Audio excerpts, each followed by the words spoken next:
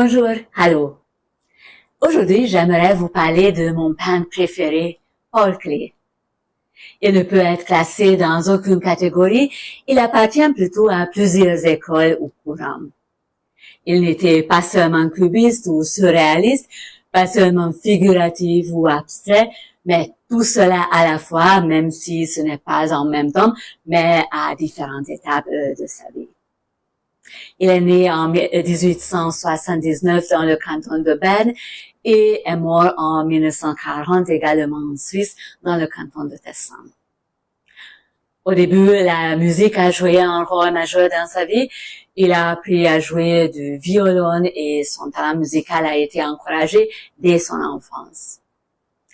La musique ne disparaît jamais de sa vie. Dans son œuvre tardive, nous pouvons voir le rythme et la théorie des variations de la musique dans ses œuvres. Mais c'est à Munich qu'il commence à étudier l'art. En 1905, il se rendit à Paris où il étudia l'art ancien au Louvre.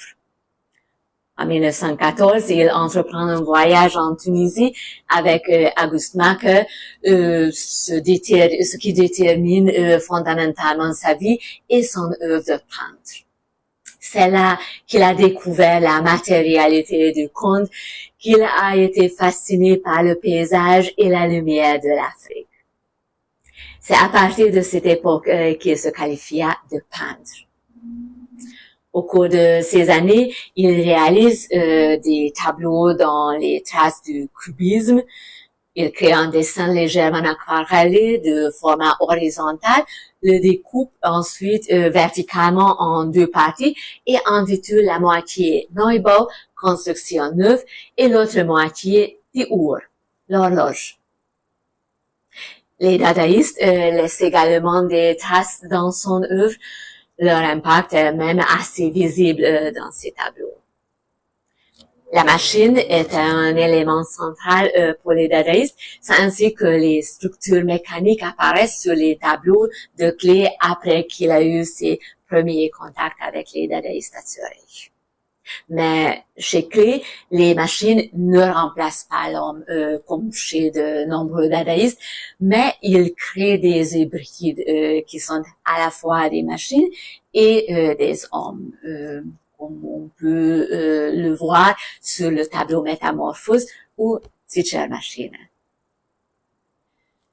Klee s'empare du motif de l'automate ou de la marionnette, non seulement animé par son admiration pour les auteurs comme Heinrich von Kleist ou E.T.A. Hoffmann.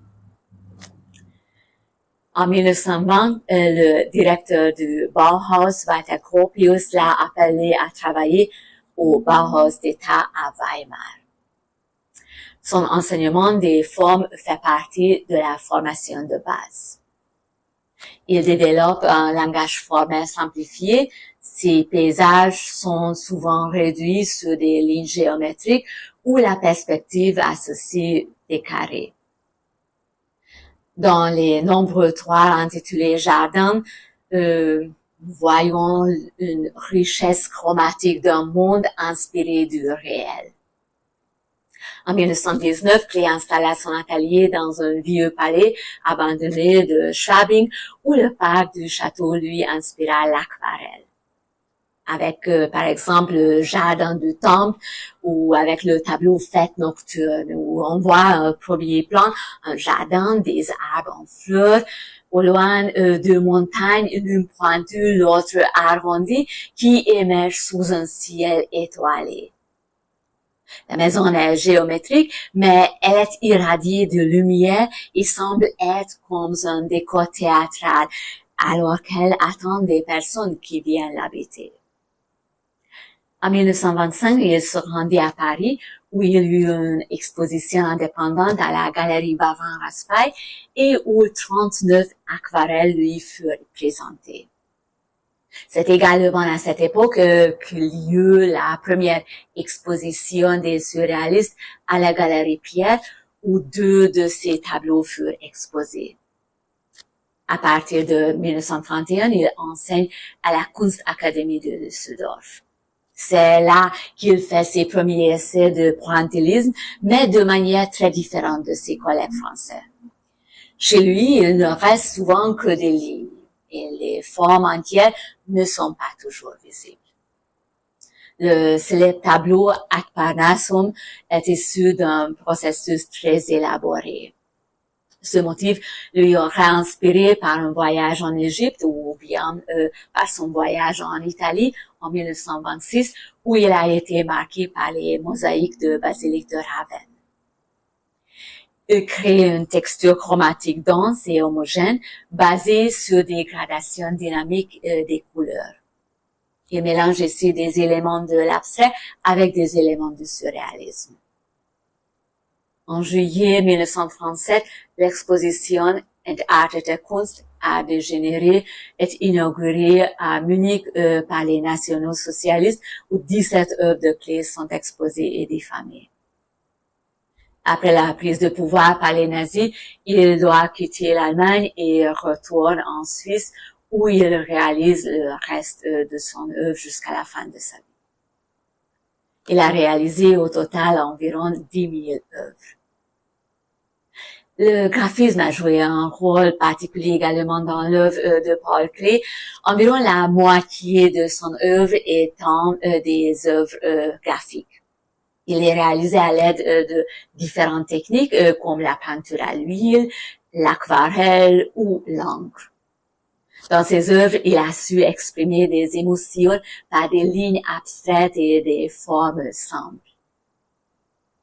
Parmi ses rares œuvres plastiques figurent des marionnettes qu'il avait réalisées pour son fils Félix. Il était également un passionné du spectacle, de l'opéra et encore de cirque ou de théâtre de marionnettes. Sur le tableau Masque, nous voyons les clowns, les danseurs et les autres marionnettes accompagnés d'accessoires burlesques. Son masque de peur, datant de 1932, était une réponse ironique au renforcement du nazisme. Il avait dessiné des anges tout au long de sa vie. Un jour, il a rêvé qu'il était entouré de geishas. Nous pouvons redécouvrir ce rêve sur un dessin d'ange où une créature angélique porte au lit le plateau du petit déjeuner rempli de délices. L'aquarelle est intitulée « L'ange apporte le désir ». Mais c'est probablement son Angelus Novus qui lui a donné sa plus grande notoriété. Avec ses yeux grands ouverts, l'ange ne regarde pas l'observateur, mais le domaine qui nous est inaccessible. Sa bouche était aussi grande ouverte comme il voulait délivrer un message. Le tableau a trouvé son acquéreur dès 1921. Walter Benjamin l'a acheté. Il l'a gardé avec lui jusqu'à la fin de sa vie. Il l'a emporté en exil et avant de se suicider à la frontière espagnole où il ne pouvait pas quitter la France, il a légué à Gershom Scholem. Après sa mort, le tableau est parvenu à Hannah Arendt qui l'a transmis à Adorno pour qu'il l'apporte à Scholem. Gershom Scholem, le philosophe juif qui enseignait la Kabbale à Jérusalem, était déjà passionné par le tableau depuis son achat par Benjamin.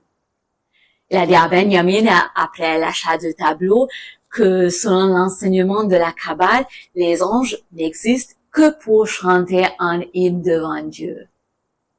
Ensuite, ils disparaissent dans le néant. Benjamin a également écrit un poème après l'achat du tableau qu'il a lu à Scholem. Mein Auge ist ganz schwarz und voll, mein Blick wird niemals leer.